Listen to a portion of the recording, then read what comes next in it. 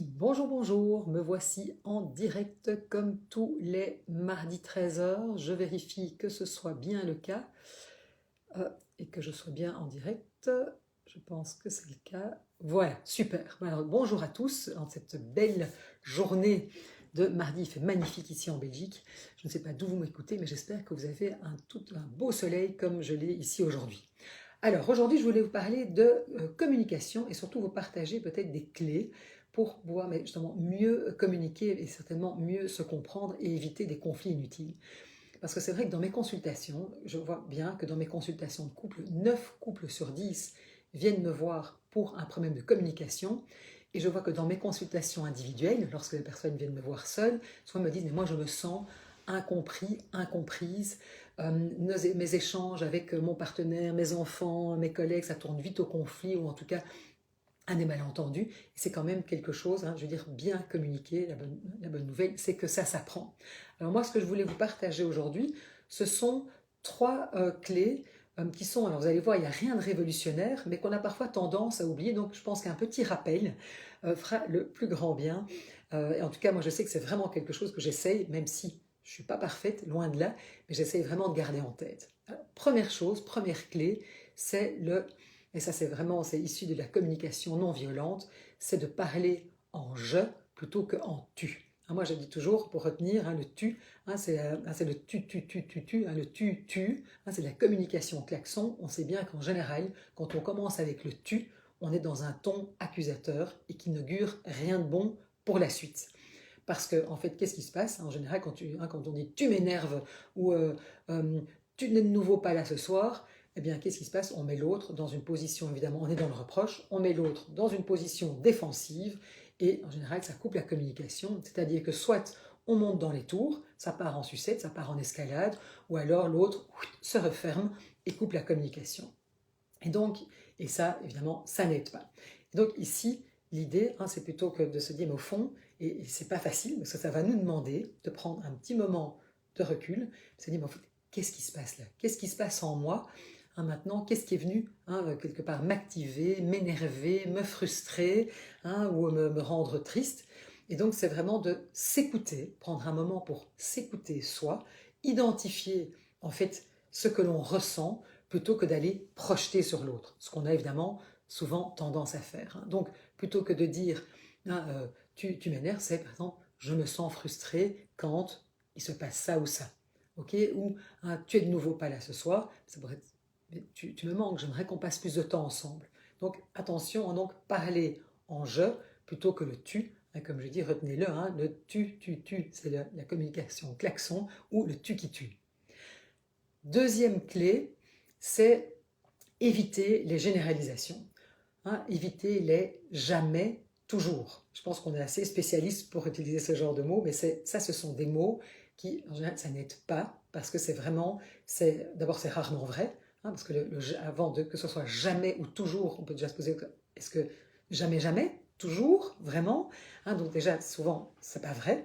Et en plus, c'est terriblement blessant pour la personne qui l'entend parce que ça veut dire qu'en fait, quelque part, c'est comme si on n'était pas vu, enfin, on est juste vu dans une globalité, on est réduit à un comportement et de nouveau, ça n'aide pas au niveau de la communication. Et donc, si je reprends le premier exemple, tu n'es pas là ce soir, on pourrait même carrément dire tu n'es jamais là. Mais d'abord, est-ce que c'est vrai que tu n'es jamais là? Et du coup, qu'est-ce qui se passe? On est dans l'accusation, ça met l'autre sur la défensive. Et donc ça, c'est plutôt de se dire, mais au fond, ces derniers temps, eh bien en fait, je me sens seule. Et j'aurais aimé qu'on passe plus de temps ensemble. Ou j'aimerais qu'on fasse, je sais pas moi, qu'il y ait plus de temps en famille ou en couple. Vous voyez, donc, de nouveau, important, c'est que, et c'est sûr que derrière ce toujours, ce jamais, évidemment qu'il y a quelque chose de très fort. Il y a certainement une énorme tristesse, une énorme frustration. Et donc, de nous, c'est d'en prendre conscience, parce que ça, ce qu'on ressent, c'est tout à fait légitime. Et plutôt que de partir dans ces généralisations qui, ici aussi, ne vont pas aider à l'ouverture du dialogue, eh bien, c'est vraiment de pouvoir se dire, ok, ici, qu'est-ce qui se passe? C'est peut-être que j'ai besoin de toi, tu me manques, j'ai envie de passer plus de temps avec toi. Et vous voyez que c'est tout à fait différent que tu n'es jamais là pour moi. Ça, c'est sûr que là, ça coupe le truc. Ok? Alors, ça, c'est donc parler en je, éviter les généralisations. troisième petite clé, c'est ne pas donner de conseils non sollicités. Alors de nouveau, je sais que ça paraît très simple, mais le nombre de fois, en fait, qu'on commence, quelqu'un nous raconte quelque chose, même, et je le vois tout le temps, moi j'appelle ça accompagner la vague, c'est-à-dire que on revient, on a une journée qui était peut-être extrêmement difficile, on a peut-être eu, je sais pas, on a eu une altercation avec un collègue, une collègue, on a peut-être eu des frustrations, il y a peut-être quelque chose qui s'est mal passé avec notre ado, etc. Et en fait, on a juste besoin de pouvoir le déposer. Et en fait, c'est terrible parce que ce qui se passe, et ça part d'un excellent, enfin, ça part d'un bon sentiment, bien sûr, on a envie d'aider l'autre, et on va commencer à donner des conseils, alors qu'en fait, peut-être que l'autre a juste besoin de pouvoir déposer quelque chose et a besoin de pouvoir être entendu, d'être écouté. Et le fait de donner des conseils qui sont non sollicités, d'abord on peut avoir l'impression de se retrouver infantilisé, on se dit voilà, ça y est, je suis de nouveau pas capable, hein, et donc de nouveau, ça n'aide pas et ça frustre énormément parce que non seulement la personne qui n'est pas écoutée, qui ne se sent pas écoutée, à qui on donne des conseils alors que ce n'est pas ça qu'elle demande, eh bien, elle est complètement frustrée, donc ne se sent pas entendue. En général, du coup, ne répond pas de manière particulièrement sympathique. Et l'autre qui pense bien faire en donnant des conseils se dit, mais enfin, ça c'est quand même le comble. Moi, j'essaye d'aider, si j'essaye d'être sympa, et je me fais tacler. Donc, vous voyez, donc important.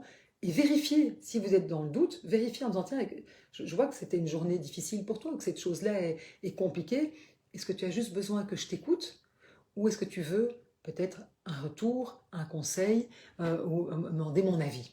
Donc simplement vérifier. Et vous allez voir, du coup, ça permet vraiment d'aller vérifier quel est le besoin de l'autre et sans imposer quelque part une solution que peut-être l'autre n'a même pas besoin, on n'a pas envie de ça, c'est pas ça dont il a ou elle a besoin à ce moment-là. Ok? Donc, parler en je plutôt qu'en tu, éviter les généralisations et ne pas donner de conseils non sollicités. Alors un petit bonus, j'avais dit 3, mais là je vous donne un petit bonus, une quatrième clé, c'est vérifier que l'autre est compris. En fait, c'est fou, souvent on a l'impression qu'on s'est bien exprimé, qu'on a été clair dans une demande, dans quelque chose qui nous tient à cœur, et en fait, très souvent, mais on pense qu'on s'est bien exprimé, or l'autre ne l'a pas compris comme ça, n'a pas compris ce qu'on a dit, et du coup, eh bien, ça crée un malentendu. Et donc, ce n'est pas une question ici de vouloir contrôler. Je pense surtout, parfois avec nos ados, etc., ça vaut vraiment la peine, mais en fait, j'ai nos ados, mais ça peut aussi être notre conjoint, évidemment, c'est, tiens, qu'est-ce que tu as compris? Qu'est-ce que tu as entendu? Je voudrais juste être sûr qu'on soit sur la même longueur d'onde. Donc, allez vérifier, c'est pas compter, c'est vérifier.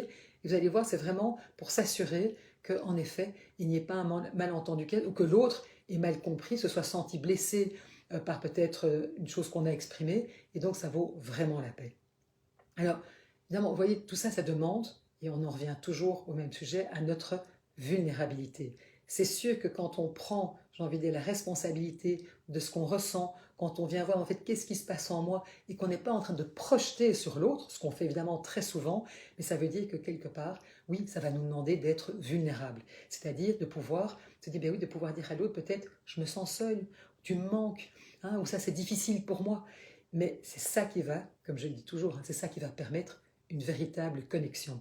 D'ailleurs, c'est ce que j'ai partagé dans mon dernier article de blog, donc si ça vous intéresse, allez voir que je parle de vulnérabilité, parce que pour moi, on en revient tout le temps à ça, mais notre vulnérabilité, en fait, c'est notre plus grande force, et c'est ça qui nous permet d'avoir des relations authentiques, des connexions qui sont riches et qui sont authentiques.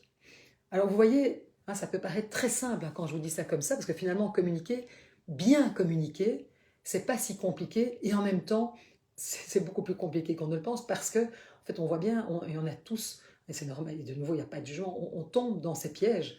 Donc ça demande, en fait, quelque part, de sortir un petit peu de nos modes automatiques, d'arrêter de faire plus de la même chose, qui va évidemment nous apporter plus du même résultat, et plus de frustration, d'incompréhension. Et donc, c'est vraiment des petites choses, on voit bien que ce sont des petites choses à mettre en place, mais qui vraiment vont faire la différence. Je le vois, et c'est ces choses qu'on peut faire, soit en couple, on peut les faire seul, mais vraiment prenez conscience des petits travers dans lesquels on a tendance à tomber, et on a l'impression qu'on a bien dit, qu'on a bien communiqué, et souvent, en fait, moi je me rends compte, et moi la première, que, en fait, ben non, on communique pas si bien que ça, alors que ce sont des petites choses, vous voyez, c'est pas si compliqué, et donc soyez attentifs. Et de nouveau, évidemment qu'on a tendance à retomber dans le même piège et parfois à se dire, ça y est, je vois bien, je suis retombée dans le reproche où là j'ai voulu pour bien faire donner un conseil qui n'était pas sollicité, où je suis tombée dans une généralisation. Je veux dire, on est évidemment humain, on n'est pas des robots et c'est normal hein, que voilà, qu'on bute et que voilà qu'on n'y arrive pas du premier coup. Mais à ce moment-là, ce qui est chouette, c'est de le reconnaître. Il dit, écoute, et si je me rends compte peut-être que j'étais un peu maladroit ou maladroite, que j'ai peut-être pas bien répondu, voilà, ce dont tu avais besoin, excuse-moi. Là, voilà, c'était peut-être pas chouette la façon dont j'ai amené ça ou dont j'ai réagi ou dont je te l'ai expliqué. Et en fait, de nouveau, c'est oser, c'est oser être dans sa vulnérabilité et ce qui permet de nouveau, évidemment, d'être dans quelque chose dans une beaucoup plus grande connexion parce que le fait de se dire, mais tu sais quoi, là, je pense que j'ai été maladroit, maladroite, mais oui, et l'autre, et ça ouvre de nouveau un espace beaucoup plus, j'ai envie de dire, beaucoup plus positif. Et l'autre va dire, oui, c'est vrai, moi, j'aurais peut-être pas dû te répondre comme ça. Et on met quelque chose, évidemment, voilà, une dynamique qui est beaucoup plus positive alors que souvent on s'enferme dans des dynamiques qui nous abîment et en fait chacun ressort frustré. Alors qu'ici, c'est vraiment quelque chose qui peut devenir du gagnant-gagnant. Voilà. Alors, ce que je vous ai partagé là, si ça vous parle, mais n'hésitez pas d'abord à le partager à d'autres, parce que peut-être que ça peut servir hein, à d'autres personnes. Et puis, n'hésitez pas à me faire part de vos commentaires, s'il y a peut-être des sujets que vous voudriez que j'approfondisse. Et puis, si vous m'écoutez en replay, soyez gentils, mettez-moi un petit hashtag replay. Je vous souhaite à tous et à toutes une très belle après-midi et je vous dis à la semaine prochaine.